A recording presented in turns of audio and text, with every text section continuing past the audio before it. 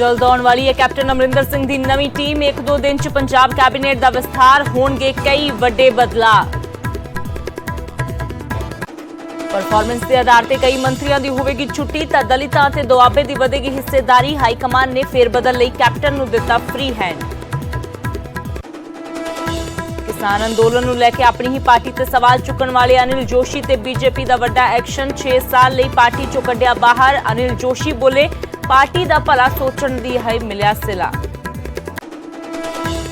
दिल्ली प्रदूषण के लिए थर्मल प्लांटां नूं जिम्मेवार दस्सण वाली पटीशन ते छिड़िया सियासी घमसान। कांग्रेस अते अकाली दल बोले, बेनकाब होया केजरीवाल का पंजाब विरोधी चेहरा। सिद्धू ने भी बोलिया, पहली बार सीधा हमला।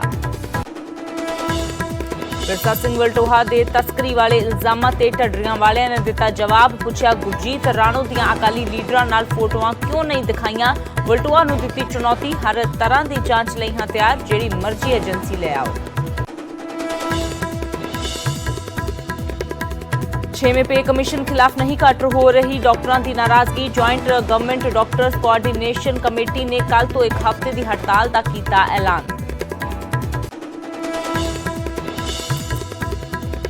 दिल्ली के सिंघू बॉर्डर से लगी भयानक अग, किसानों के आशियाने हुए सड़के सवार। लंगर का भी काफी समान अग की भेंट चढ़िया। जथेबंदियां ने शरारती अंसरां ते अग लगाउण दा जताया खदशा।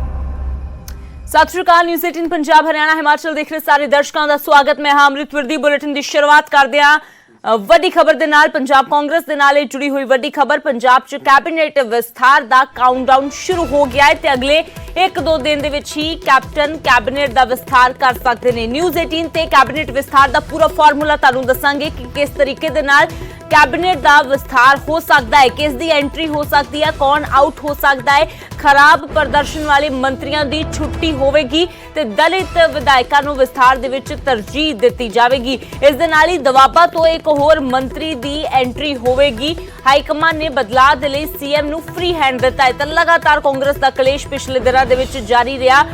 उस तो बाद दिल्ली दरबार दे विच जारी रहा मीटिंगां दा दौर। हाईकमान की कचहरी दे विच हर किसी ने पेश होकर अपना दुखड़ा सुनाया। कैप्टन अमरिंदर सिंह 3 मैंबरी कमेटी के अगे पेश होए। कैप्टन अमरिंदर सिंह ने हाईकमान दे नाल मुलाकात की। उस तो बाद जो हाईकमान दे नाल मुलाकातां दा दौर विधायकों का भी जारी रहा। राहुल गांधी दे नाल कई जो सांसदा ने, कई विधायकों ने, कई मंत्रियों ने 1-to-1 अपनी जो गल रखी। इस तो बाद जो हुण हाल ही दे विच कैप्टन अमरिंदर सिंह हाईकमान दे नाल मुलाकात करके आए ने, तो उसनूं फाइनल मंथन कहा जा रहा सी कि फाइनल मंथन है। तो हुण जो है इंतजार सी कि आखिरकार इस कलेश नूं सुलझाउण दे लई, नाराजगी नूं दूर करन दे लई की फार्मूला तैयार किया जाता है। तो उस दे विच कैबिनेट विस्तार दीयां चर्चावां सामने आ रही सी कि कैबिनेट विस्तार किया जाएगा।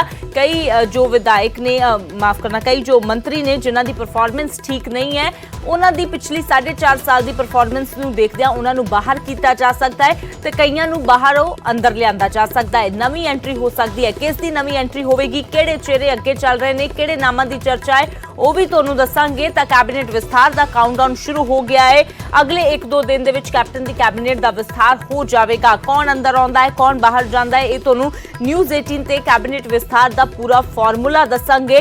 तो दलितां नूं तरजीह दी जा सकती है, क्योंकि इस वेले दलित वोट बैंक हर कोई कैश करने की कोशिश कर रहा है। अकाली दल की गल की जाए तो सुखबीर बादल ने सब तो पहला दाग खेडदिआं डिप्टी सीएम अकाली दल पंजाब दे विच लगावेगा जेकर सरकार बनती है। तो उस तो बाद बीजेपी ने तो कह दिता कि असीं तो दलित सीएम देण नूं तैयार हाँ। तो अजिहे दे विच कांग्रेस दे लई भी हुणे जरूरी हो जाता है कि दलितां दे लई की वड्डा कांग्रेस करदी है, ये जो है इस कैबिनेट विस्तार दे विच देखना काफ़ी अहम रहेगा। फिलहाल इस पूरे फॉर्मूले ते चर्चा करन दे लई पंकज कपाही साडे सहयोगी जुड़े ने। तो पंकज, लगातार जो कलेश शुरू होया उस दे विचाले यही गल्लां निकल के सामने आ रही सी कि इसनूं खत्म किस तरह किया जाए। कैबिनेट विस्तार दीयां चर्चावां सी, पर फिलहाल हुण जो काउंटडाउन शुरू होया है, की कुछ जानकारी मिल रही है, ये भी चाहांगे कि फॉर्मूला किस तरह का रह सकता है, साडे दर्शकों नूं वो भी तुसीं समझाओ।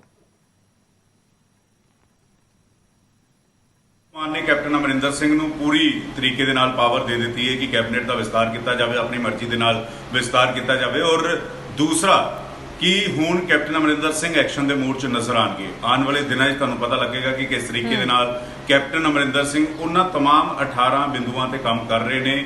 ਔਰ ਨਾਲ ਹੀ ਨਾਲ ਕਿਉਂਕਿ ਇਹ ਕਿਹਾ ਗਿਆ ਸੀਗਾ ਕਿ ਅਫਸਰ ਸੁਣਵਾਈ ਨਹੀਂ ਕਰਦੇ, ਕਈ ਥਾਵਾਂ ਦੇ ਮੁੱਖ ਮੰਤਰੀ ਨਹੀਂ ਮਿਲਦੇ, ਤਾਂ ਉਹ ਤਸਵੀਰਾਂ ਵੀ ਤੁਹਾਨੂੰ ਨਜ਼ਰ ਆਉਣਗੀਆਂ ਕਿ ਮੁੱਖ ਮੰਤਰੀ ਫੁੱਲ ਫਲੈਸ਼ ਐਕਸ਼ਨ ਮੋਡ 'ਚ ਹੈ, ਕਿਉਂਕਿ ਹਾਈ ਕਮਾਨ ਇਸ ਵੇਲੇ ਕਿਸੇ ਵੀ ਤਰੀਕੇ ਦੇ ਨਾਲ ਕੈਪਟਨ ਨੂੰ ਬਦਲਣ ਦੇ ਮੂਡ ਦੇ ਵਿੱਚ ਨਹੀਂ ਹੈ। ਕੈਪਟਨ ਨੂੰ ਕਿਉਂਕਿ ਹੁਣ ਸਮਾਂ ਘੱਟ ਬਚਿਆ ਔਰ ਇਸੇ ਵਜ੍ਹਾ ਕਰਕੇ ਕੈਪਟਨ ਨੂੰ ਜ਼ਿਆਦਾ ਪਾਵਰਾਂ ਜਿਹੜੀਆਂ ਉਹ ਦਿੱਤੀਆਂ ਗਈਆਂ। ਔਰ ਇਸ ਦੇ ਵਿੱਚ ਸਭ ਤੋਂ ਪਹਿਲੀ ਤਸਵੀਰ ਤੁਹਾਨੂੰ ਅਗਲੇ 2-3 ਦਿਨਾਂ 'ਚ ਨਜ਼ਰ ਆਏਗੀ ਕਿ ਕਿਸ ਤਰੀਕੇ ਦੇ ਨਾਲ ਰਿਸ਼ਫਲ ਹੁੰਦਾ ਹੈ। ਔਰ ਰਿਸ਼ਫਲ ਹੋਏਗਾ ਪਰਫਾਰਮੈਂਸ ਬੇਸ ਤੇ, ਜਿਸ ਦੀ ਪਰਫਾਰਮੈਂਸ, ਜਿਸ ਦਾ ਡਿਪਾਰਟਮੈਂਟ ਖਰਾਬ ਹੋਇਆ ਹੈ, ਜਿਸ ਦੇ ਪਰਫਾਰਮੈਂਸ ਮਾੜੀ ਰਹੀ ਹੈ, ਉਸ ਦੀ ਛੁੱਟੀ ਹੋਣਾ ਤੈਅ ਹੈ। ਤਕਰੀਬਨ 3 ਮੰਤਰੀਆਂ ਦੀ ਛੁੱਟੀ ਹੋਣਾ ਲਗਭਗ ਤੈਅ ਹੈ। ਔਰ ਉਸ ਦੇ ਵਿੱਚ ਇੱਕ ਮਾਝੇ ਤੋਂ ਮੰਤਰੀ ਨੇ ਔਰ 1 ਜਾਂ 2 ਮੰਤਰੀ ਜਿਹੜੇ ਨੇ ਉਹ ਮਾਲਵੇ ਤੋਂ ਨੇ।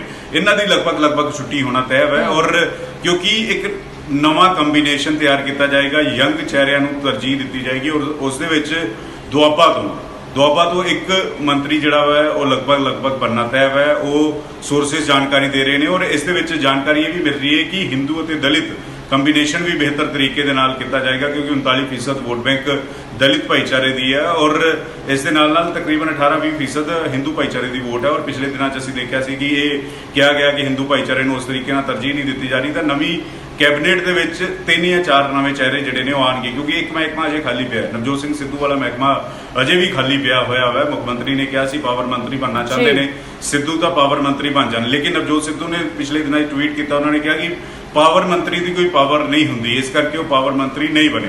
ਯਾਨੀ ਕਿ ਨਵਜੋਤ ਸਿੰਘ ਸਿੱਧੂ ਪਾਵਰ ਮੰਤਰੀ ਨਹੀਂ ਬਣਨਗੇ, ਲੇਕਿਨ ਉਹ ਮਹਿਕਮਾ ਕੈਪਟਨ ਅਮਰਿੰਦਰ ਸਿੰਘ ਕੋਲ ਹੈ, ਤਾਂ ਉਹ ਮਹਿਕਮਾ ਕਿਸ ਨੂੰ ਦਿੱਤਾ ਜਾਏਗਾ। ਔਰ ਇਹ ਵੀ ਹੈ ਕਿ ਕੁਝ ਮੰਤਰੀਆਂ ਦੀ ਪ੍ਰਮੋਸ਼ਨ ਵੀ ਹੋਏਗੀ, ਉਹਨਾਂ ਨੂੰ ਚੰਗੇ ਪੋਰਟਫੋਲੀਓ ਜਿਹੜੇ ਨੇ ਉਹ ਦਿੱਤੇ ਜਾ ਸਕਦੇ ਨੇ। ਔਰ ਜਿਨ੍ਹਾਂ ਦੀ ਪਰਫਾਰਮੈਂਸ ਖਰਾਬ ਹੋਈ ਹੈ, ਛੁੱਟੀ ਤਾਂ ਹੋਣੀ ਤੈਅ ਹੈ, ਪੋਰਟਫੋਲੀਓ ਵੀ ਜਿਹੜੇ ਨੇ ਉਹ ਡਿਮੋਸ਼ਨ ਕੀਤੀ ਜਾ ਸਕਦੀ ਹੈ। ਇਹ ਵੀ ਸੋਰਸਿਸ ਜਾਣਕਾਰੀ ਦੇ ਰਹੇ ਆ। ਔਰ ਅਗਲੇ 3-4 ਦਿਨਾਂ 'ਚ ਅਗਲੇ 3-4 ਦਿਨਾਂ 'ਚ ਜਿਹੜਾ ਕੈਬਨਿਟ 'ਚ ਰਿਸ਼ਫਲ ਹੋਏਗਾ, ਮੁੱਖ ਮੰਤਰੀ ਐਕਸ਼ਨ ਮੋਡ 'ਚ ਨਜ਼ਰ ਆਉਣਗੇ। ਬਿਲਕੁਲ ਪੰਕਜ, ਤਾਂ ਕਿਉਂਕਿ ਸਿੱਧੇ ਤੌਰ ਤੇ ਬੜੇ ਸਾਰੇ ਮਹਿਕਮੇ ਅਜਿਹੇ ਨੇ ਜਿਹੜੀ ਆਪਣੀ ਕਾਰਗੁਜ਼ਾਰੀ ਨੂੰ ਲੈ ਕੇ ਸਵਾਲਾਂ ਦੇ ਘੇਰੇ ਦੇ ਵਿੱਚ ਰਹੇ ਨੇ। ਚਲੋ ਕੈਬਨਿਟ ਦਾ ਵਿਸਥਾਰ ਤਾਂ ਹੋਵੇਗਾ ਪੰਕਜ, ਜਿਸ ਦੇ ਵਿੱਚ ਦੁਆਬੇ ਤੇ ਫੋਕਸ ਰੱਖਿਆ ਜਾਵੇਗਾ, ਕਿਉਂਕਿ ਦਲਿਤ ਵੋਟ ਬੈਂਕ ਇੱਕ ਵੱਡਾ ਦੁਆਬੇ ਦੇ ਵਿੱਚੋਂ ਨਿਕਲ ਕੇ ਆਉਂਦਾ। ਮਾਝਾ ਬ੍ਰਿਗੇਡ ਦੇ ਵਿੱਚ ਬਦਲਾਵ ਸੰਭਵ ਮੰਨਿਆ ਜਾ ਰਿਹਾ ਹੈ। ਮਾਲਵੇ ਤੋਂ ਜਿਵੇਂ ਤੁਸੀਂ ਕਹਿ ਰਹੇ ਹੋ ਕਿ ਛੁੱਟੀ ਹੋ ਸਕਦੀ ਹੈ ਮੰਤਰੀਆਂ ਦੀ, ਪਰ ਦੂਜੇ ਪਾਸੇ ਨਵਜੋਤ ਸਿੰਘ ਸਿੱਧੂ ਦੀ ਜੇਕਰ ਗੱਲ ਕੀਤੀ ਜਾਵੇ ਤਾਂ ਪੰਕਜ ਲੱਗਦਾ ਨਹੀਂ ਹੈ ਕਿ ਹੁਣ ਕੁਝ ਤਸਵੀਰ ਬਦਲਣ ਵਾਲੀ ਹੈ, ਕਿਉਂਕਿ ਹਾਈਕਮਾਨ ਦੇ ਉੱਪਰ ਨਜ਼ਰਾਂ ਟਿਕੀਆਂ ਹੋਈਆਂ ਸੀ। ਪਰ ਹਾਈਕਮਾਨ ਸਿੱਧੇ ਤੌਰ ਤੇ ਕੈਪਟਨ ਅਮਰਿੰਦਰ ਸਿੰਘ ਦੇ ਹੱਕ ਦੇ ਵਿੱਚ ਖੜੀ ਨਜ਼ਰ ਆ ਰਹੀ ਹੈ। ਤਾਂ ਅਜਿਹੇ ਦੇ ਵਿੱਚ ਨਵਜੋਤ ਸਿੰਘ ਸਿੱਧੂ ਦੀ ਭੂਮਿਕਾ ਕਿਸ ਤਰ੍ਹਾਂ ਦੀ ਰਹੇਗੀ, ਕਿਉਂਕਿ ਸਮਾਂ ਜ਼ਿਆਦਾ ਨਹੀਂ ਬਚਿਆ ਹੈ, ਮਹੀਨੇ ਜੋ ਨੇ ਉਹ ਲਗਾਤਾਰ ਘੱਟ ਹੁੰਦੇ ਜਾ ਰਹੇ ਨੇ। ਤਾਂ ਅਜਿਹੇ ਦੇ ਵਿੱਚ ਭੂਮਿਕਾ ਕਿਸ ਤਰ੍ਹਾਂ ਦੀ ਰਹੇਗੀ ਜਦੋਂ ਸਮਾਂ ਇੰਨਾ ਘੱਟ ਰਹਿ ਜਾਵੇਗਾ? ਦੇਖੋ, ਸਿੱਧੂ ਦਾ ਇੱਕ ਵੱਡਾ ਰੋਲ ਜਿਹੜਾ ਵਾ ਉਹ ਪੰਜਾਬ ਕਾਂਗਰਸ 'ਚ ਰਹਿਣ ਵਾਲਾ ਵਾ, ਲੇਕਿਨ ਜ਼ਿਆਦਾ ਵਿਕਲਪ ਨਹੀਂ ਨੇ। 2 ਵਿਕਲਪ ਨੇ ਪਾਰਟੀ ਵਾਲਾ ਕਮਾਨ ਦੇ ਕੋਲ, ਕਿਉਂਕਿ ਸਿੱਧੂ ਨੇ ਡਿਪਟੀ ਸੀਐਮ ਬਣਨ ਤੋਂ ਮਨਾ ਕਰਤਾ। ਉਹਨਾਂ ਨੇ ਕਿਹਾ ਕਿ ਅਖੀਰਲੇ ਮਹੀਨਿਆਂ 'ਚ ਡਿਪਟੀ ਸੀਐਮ ਨਹੀਂ ਬਣਨਾ। ਤਾਂ ਹੋਰ ਕਿਹੜੀ ਵੱਡੀ ਜ਼ਿੰਮੇਵਾਰੀ ਮਿਲ ਸਕਦੀ ਹੈ? ਪਹਿਲੀ ਵੱਡੀ ਜ਼ਿੰਮੇਵਾਰੀ ਹੈ ਕਿ PCC ਪੰਜਾਬ ਪ੍ਰਦੇਸ਼ ਕਾਂਗਰਸ ਪ੍ਰਧਾਨ, ਲੇਕਿਨ ਕੈਪਟਨ ਅਮਰਿੰਦਰ ਸਿੰਘ ਇਸ ਦਾ ਵਿਰੋਧ ਕਰ ਰਹੇ। ਲੇਕਿਨ ਇਹ ਫੈਸਲਾ ਨਹੀਂ ਹੋਇਆ ਕਿ ਪ੍ਰਧਾਨ ਸਿੱਧੂ ਨੂੰ ਲਗਾਉਣਾ ਹੈ ਜਾਂ ਕਿਸੇ ਹੋਰ ਨੂੰ ਲਗਾਉਣਾ ਹੈ। ਇਹ ਸੋਨੀਆ ਗਾਂਧੀ ਨੇ ਤੈਅ ਕਰਨਾ। ਅਗਲੇ 2-3 ਦਿਨਾਂ 'ਚ ਤਸਵੀਰ ਜਿਹੜੀ ਹੈ ਉਹ ਸਾਫ਼ ਹੋ ਸਕਦੀ ਹੈ ਕਿ ਸਿੱਧੂ ਪ੍ਰਧਾਨ ਹੋਣਗੇ ਜਾਂ ਫਿਰ ਕੋਈ ਹੋਰ ਚਿਹਰਾ ਜਿਹੜਾ ਪ੍ਰਧਾਨ ਹੋਏਗਾ। ਦੂਸਰੀ ਵੱਡੀ ਜ਼ਿੰਮੇਵਾਰੀ ਹੈ ਕੈਂਪੇਨ ਕਮੇਟੀ ਦਾ ਚੇਅਰਮੈਨ। ਕੈਂਪੇਨ ਕਮੇਟੀ ਦਾ ਚੇਅਰਮੈਨ ਵੀ ਜਿਹੜਾ ਵੈ ਉਹ ਨਵਜੋਤ ਸਿੰਘ ਸਿੱਧੂ ਨੂੰ ਆਫਰ ਕੀਤੀ ਜਾ ਸਕਦੀ ਹੈ, ਲੇਕਿਨ ਇਹ ਸਿੱਧੂ ਨੇ ਤੈਅ ਕਰਨਾ ਹੈ ਕਿ ਕੈਂਪੇਨ ਕਮੇਟੀ ਦਾ ਚੇਅਰਮੈਨ ਬਣਨਾ ਚਾਹ ਰਹੇ ਨੇ ਜਾਂ ਨਹੀਂ ਬਣਨਾ ਚਾਹ ਰਹੇ। ਤੀਸਰਾ ਚਰਚਾ ਇਹ ਸੀਗੀ ਕਿ ਕੈਪਟਨ ਅਮਰਿੰਦਰ ਸਿੰਘ ਨੂੰ ਬਦਲਿਆ ਜਾਵੇ, ਕੈਪਟਨ ਅਮਰਿੰਦਰ ਸਿੰਘ ਨੂੰ ਬਦਲ ਕੇ ਕੋਈ ਹੋਰ ਚਿਹਰਾ ਲਿਆਂਦਾ ਜਾਵੇ। ਨਵਜੋਤ ਸਿੰਘ ਸਿੱਧੂ ਚਾਹੁੰਦੇ ਨੇ। ਔਰ ਇਹ ਪਾਰਟੀ ਵਾਲਾ ਕਮਾਨ ਨੇ ਤੈਅ ਕਰ ਲਿਆ ਹੈ ਕਿ 2022 ਤੱਕ ਕੈਪਟਨ ਅਮਰਿੰਦਰ ਸਿੰਘ ਨੂੰ ਨਹੀਂ ਬਦਲਣਾ। 2022 ਤੱਕ ਕੈਪਟਨ ਅਮਰਿੰਦਰ ਸਿੰਘ ਦੇ ਨਾਲ ਹੀ ਚੱਲਣਾ ਹੈ, ਲੇਕਿਨ ਨਵਜੋਤ ਸਿੰਘ ਸਿੱਧੂ ਵੀ ਉਨਾ ਹੀ ਜ਼ਰੂਰੀ ਨੇ। ਔਰ ਨਵਜੋਤ ਸਿੰਘ ਸਿੱਧੂ ਦੀ ਭੂਮਿਕਾ ਕੀ ਹੋਏਗੀ, ਇਹ ਸੋਨੀਆ ਗਾਂਧੀ ਕਾਂਗਰਸ ਪ੍ਰਧਾਨ ਵੱਲੋਂ ਤੈਅ ਕੀਤੀ ਜਾਣੀ ਹੈ। ਬਿਲਕੁਲ ਪੰਕਜ, ਤਾਂ ਫਿਲਹਾਲ ਕੀ ਹਾਈਕਮਾਨ ਦੇ ਵੱਲੋਂ ਤੈਅ ਕੀਤਾ ਜਾਂਦਾ ਹੈ, ਕਿਉਂਕਿ ਜ਼ਾਹਿਰ ਜੀ ਗੱਲ ਹੈ ਸਿੱਧੂ ਦਾ ਸਿੱਧਾ ਕਨੈਕਸ਼ਨ ਹਾਈਕਮਾਨ ਦੇ ਨਾਲ ਹੈ, ਤਾਂ ਜੋ ਵੀ ਫੈਸਲਾ ਹੈ ਉਹ ਹਾਈਕਮਾਨ ਨੇ ਲੈਣਾ ਹੈ, ਨਾ ਕਿ ਕੈਪਟਨ ਨੇ। ਪਰ ਕੀ ਫੈਸਲਾ ਸਿੱਧੂ ਨੂੰ ਲੈ ਕੇ ਹੁੰਦਾ ਹੈ ਤੇ ਕੈਪਟਨ ਅਮਰਿੰਦਰ ਸਿੰਘ ਦੀ ਨਵੀਂ ਟੀਮ ਕਿਸ ਤਰ੍ਹਾਂ ਦੀ ਹੁੰਦੀ ਹੈ, ਇਸ ਤੇ ਨਜ਼ਰ ਲਗਾਤਾਰ ਬਣੀ ਹੋਈ ਹੈ। ਸ਼ੁਕਰੀਆ ਪੰਕਜ ਫਿਲਹਾਲ ਇਸ तमाम ਜਾਣਕਾਰੀ ਦੇ ਲਈ। ਤਾਂ ਕੈਪਟਨ ਦੀ ਨਵੀਂ ਟੀਮ ਜੋ ਜਲਦ ਹੀ ਸਾਹਮਣੇ ਆਉਣ ਦੀ ਤਿਆਰੀ ਦੇ ਵਿੱਚ ਹੈ। ਨਿਊਜ਼ 18 ਤੇ ਅਸੀਂ ਆਪਣੇ ਦਰਸ਼ਕਾਂ ਨੂੰ ਦੱਸਾਂਗੇ ਵੀ ਕੀ ਫਾਰਮੂਲਾ ਹੈ, ਕੌਣ ਅੰਦਰ ਆ ਸਕਦਾ ਹੈ, ਕਿਸ ਦੀ ਛੁੱਟੀ ਕੀਤੇ ਜਾਣ ਦੀ ਤਿਆਰੀ ਕੀਤੀ ਜਾ ਰਹੀ ਹੈ। ਤੇ ਦੂਜੇ ਪਾਸੇ ਨਵਜੋਤ ਸਿੰਘ ਸਿੱਧੂ ਨੂੰ ਲੈ ਕੇ ਹਾਈਕਮਾਨ ਕੀ ਫੈਸਲਾ ਲੈਂਦੀ ਹੈ ਇਹ ਫਿਲਹਾਲ ਦੇਖਣਾ ਹੋਵੇਗਾ, ਪਰ ਹਾਈਕਮਾਨ ਕੈਪਟਨ ਅਮਰਿੰਦਰ ਸਿੰਘ ਦੇ ਹੱਕ ਵਿੱਚ ਜ਼ਰੂਰ ਖੜੀ ਨਜ਼ਰ ਆ ਰਹੀ ਹੈ। ਇਹ ਸਾਫ਼ ਹੋ ਗਿਆ ਹੈ ਕਿਉਂਕਿ ਕੈਪਟਨ ਨੂੰ ਫ੍ਰੀ ਹੈਂਡ ਦਿੱਤਾ ਗਿਆ ਹੈ ਕਿ ਆਪਣੇ ਤਰੀਕੇ ਦੇ ਨਾਲ ਉਹ ਵਿਸਥਾਰ ਕਰਨ, ਆਪਣੇ ਤਰੀਕੇ ਦੇ ਨਾਲ ਉਹ ਜੋ ਇਕਾਈ ਦੇ ਵਿੱਚ ਬਦਲਾਵ ਕਰਨਾ ਚਾਹੁੰਦੇ ਨੇ ਉਹ ਕਰ ਸਕਦੇ ਨੇ।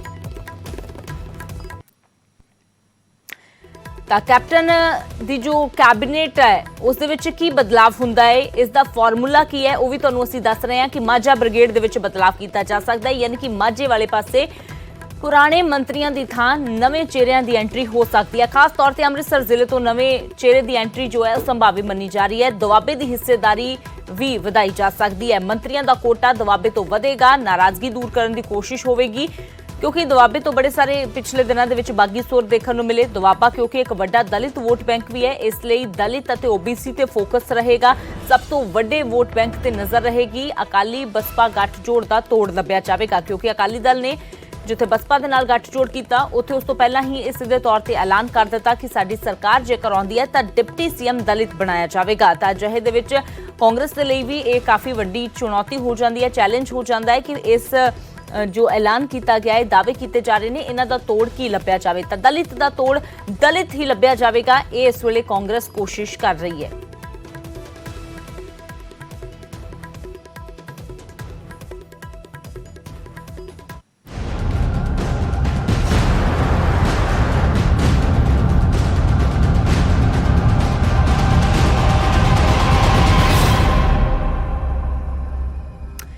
ਤੇ ਇਧਰ ਕਾਂਗਰਸ ਆਪਣੇ ਕਲੇਸ਼ ਨੂੰ ਸੁਲਝਾਉਣ ਦੇ ਵਿੱਚ ਲੱਗੀ ਹੈ ਤੇ ਦੂਜੇ ਪਾਸੇ ਪੰਜਾਬ ਬੀਜੇਪੀ ਦਾ ਘਮਸਾਨ ਇਸ ਕਦਰ ਵੱਧ ਗਿਆ ਕਿ ਅਨਿਲ ਜੋਸ਼ੀ ਨੂੰ ਪਾਰਟੀ ਤੋਂ ਬਾਹਰ ਦਾ ਰਸਤਾ ਦਿਖਾ ਦਿੱਤਾ ਗਿਆ। ਅਨਿਲ ਜੋਸ਼ੀ ਤੇ ਬੀਜੇਪੀ ਨੇ ਵੱਡਾ ਐਕਸ਼ਨ ਲੈਂਦਿਆਂ ਜੋਸ਼ੀ ਨੂੰ 6 ਸਾਲ ਦੇ ਲਈ ਪਾਰਟੀ ਤੋਂ ਬਾਹਰ ਕੱਢ ਦਿੱਤਾ ਹੈ। ਪਾਰਟੀ ਵਿਰੋਧੀ ਸਰਗਰਮੀਆਂ ਨੂੰ ਲੈ ਕੇ ਜੋਸ਼ੀ ਦੇ ਖਿਲਾਫ ਇਹ ਕਾਰਵਾਈ ਹੋਈ ਹੈ। ਕਿਸਾਨ ਅੰਦੋਲਨ ਨੂੰ ਲੈ ਕੇ ਜੋਸ਼ੀ ਨੇ ਆਪਣੀ ਹੀ ਪਾਰਟੀ ਤੇ ਸਵਾਲ ਚੁੱਕੇ ਸੀ। ਪਾਰਟੀ ਤੋਂ ਬਾਹਰ ਹੁਣ ਅਨਿਲ ਜੋਸ਼ੀ ਨੂੰ ਕਰ ਦਿੱਤਾ ਗਿਆ ਹੈ। ਹਾਲਾਂਕਿ ਜੋਸ਼ੀ ਨੂੰ ਪਹਿਲਾਂ ਨੋਟਿਸ ਜਾਰੀ ਕਰਕੇ ਉਹਨਾਂ ਦਾ ਜਵਾਬ ਮੰਗਿਆ ਗਿਆ ਸੀ। ਜੋਸ਼ੀ ਨੇ ਆਪਣਾ ਜਵਾਬ ਤਾਂ ਭੇਜ ਦਿੱਤਾ, ਪਰ ਲੱਗਦਾ ਹੈ ਕਿ ਹਾਈਕਮਾਨ ਉਹਨਾਂ ਦੇ ਜਵਾਬ ਤੋਂ ਸੰਤੁਸ਼ਟ ਨਹੀਂ ਸੀ, ਇਸ ਲਈ 6 ਸਾਲ ਦੇ ਲਈ ਪਾਰਟੀ ਤੋਂ ਬਾਹਰ ਦਾ ਰਸਤਾ ਦਿਖਾ ਦਿੱਤਾ ਗਿਆ। ਤੇ ਪਾਰਟੀ ਤੋਂ ਬਾਹਰ ਕੀਤੇ ਜਾਣ ਤੇ ਅਨਿਲ ਜੋਸ਼ੀ ਨੇ ਕਿਹਾ ਕਿ ਮੈਂ 35 ਸਾਲ ਪਾਰਟੀ ਦੀ ਸੇਵਾ ਕੀਤੀ ਹੈ।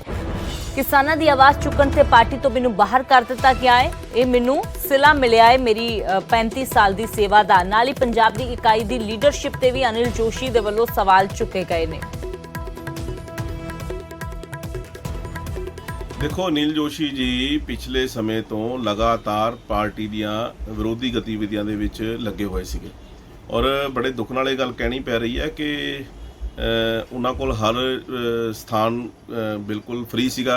ਜੇ ਉਹਨਾਂ ਨੂੰ ਸੂਬੇ ਦੀ ਲੀਡਰਸ਼ਿਪ ਦੇ ਨਾਲ ਕੋਈ ਦਿੱਕਤ ਸੀ ਤੇ ਉਹ ਕੇਂਦਰ ਦੀ ਲੀਡਰਸ਼ਿਪ ਨਾਲ ਗੱਲ ਕਰ ਸਕਦੇ ਸੀਗੇ ਔਰ ਲਗਾਤਾਰ ਉਹ ਸੂਬੇ ਦੀ ਲੀਡਰਸ਼ਿਪ ਦੇ ਖਿਲਾਫ ਵੀ ਔਰ ਕੇਂਦਰ ਦੀ ਲੀਡਰਸ਼ਿਪ ਦੇ ਖਿਲਾਫ ਵੀ ਉਹ ਲਗਾਤਾਰ ਬਿਆਨਬਾਜ਼ੀ ਕਰ ਰਹੇ ਸੀਗੇ। ਸੋ ਇਸ ਗੱਲ ਨੂੰ ਪਾਰਟੀ ਨੇ ਬੜੇ ਗੰਭੀਰਤਾ ਦੇ ਨਾਲ ਲੱਤਾ ਔਰ ਇਹ ਉਹਨਾਂ ਦਾ ਕੇਸ ਜਿਹੜਾ ਸੀਗਾ ਜਦੋਂ ਉਹਨਾਂ ਨੂੰ ਸ਼ੋਅ ਕਾਰਡ ਨੋਟਿਸ ਤੋਂ ਬਾਅਦ ਉਹਨਾਂ ਦਾ ਜਵਾਬ ਆਇਆ, ਉਹਨੂੰ ਅਨੁਸ਼ਾਸਨ ਕਮੇਟੀ ਜਿਹੜੀ ਸਾਡੀ ਹੈਗੀ ਹੈ ਪੰਜਾਬ ਦੀ, ਉਹਨੂੰ ਭੇਜਿਆ ਗਿਆ ਔਰ ਉਸ ਤੋਂ ਬਾਅਦ ਅਨੁਸ਼ਾਸਨ ਕਮੇਟੀ ਦੀ ਸਿਫਾਰਿਸ਼ ਦੇ ਉੱਪਰ ਸਾਡੇ ਸੂਬਾ ਪ੍ਰਧਾਨ ਜੀ ਵੱਲੋਂ ਅੱਜ ਐਕਸ਼ਨ ਕੀਤਾ ਗਿਆ ਔਰ ਉਹਨਾਂ ਨੂੰ ਪਾਰਟੀ ਚੋਂ 6 ਸਾਲ ਵਾਸਤੇ ਕੱਢਤਾ ਗਿਆ। ਇਹੀ ਕਿਹਾ ਸੀ ਵੀ ਜੇ ਆਪਾਂ ਰਾਜਨੀਤੀ, ਕਿਉਂਕਿ ਰਾਜਨੀਤਿਕ ਬੰਦੇ ਆ, ਸਾਡੀ ਸੋਚ ਉਹ ਵੀ ਹੁੰਦੀ ਆ ਤੇ ਜੇ ਆਪਾਂ ਰਾਜਨੀਤੀ ਪੰਜਾਬ 'ਚ ਕਰਨੀ, ਵੋਟਾਂ ਪੰਜਾਬ 'ਚੋਂ ਲੈਣੀਆਂ ਤੇ ਪੰਜਾਬ ਦੇ ਲੋਕਾਂ ਨਾਲ ਖੜੇ ਨਹੀਂ ਹੋਵਾਂਗੇ ਤੇ ਆਪਾਂ ਕਿਸ ਤਰ੍ਹਾਂ ਲਵਾਂਗੇ। ਇਸ ਕਰਕੇ ਪੰਜਾਬ ਦੇ ਯੂਨਿਟ ਨੂੰ ਕੇਂਦਰ ਦੇ ਨਾਲ ਪੂਰਾ ਹਿੱਕ ਢਾਹ ਕੇ ਗੱਲ ਕਰਨੀ ਚਾਹੀਦੀ ਹੈ ਵੀ ਕਿਸਾਨ 1 ਸਾਲ ਤਕਰੀਬਨ 7 ਮਹੀਨੇ ਉੱਥੇ ਹੋ ਗਏ, 3 ਮਹੀਨੇ ਪਹਿਲਾਂ ਇੱਥੇ ਸੜਕਾਂ 'ਤੇ ਬੈਠੇ ਰਹੇ, 10 ਮਹੀਨੇ ਹੋ ਗਏ ਆ ਤੇ ਕਿਸਾਨ ਉੱਥੇ ਸੜਕਾਂ ਦੇ ਉੱਤੇ ਮੀਂਹ, ਹਨੇਰੀਆਂ, ਠੰਡਾਂ, ਅੱਜ ਗਰਮੀ ਇੰਨੀ ਆ, ਅੱਗ ਲੱਗੀ ਹੈ, ਫਿਰ ਕੋਵਿਡ ਦੀ ਇੰਨੀ ਮਹਾਂਮਾਰੀ, ਕਿਤੇ ਨਹੀਂ ਡਰੇ। ਕਿੰਨਾ ਤੌਖਲਾ, ਕਿੰਨਾ ਡਰ ਉਹਨਾਂ ਦੇ ਅੰਦਰ ਬਹਿ ਗਿਆ।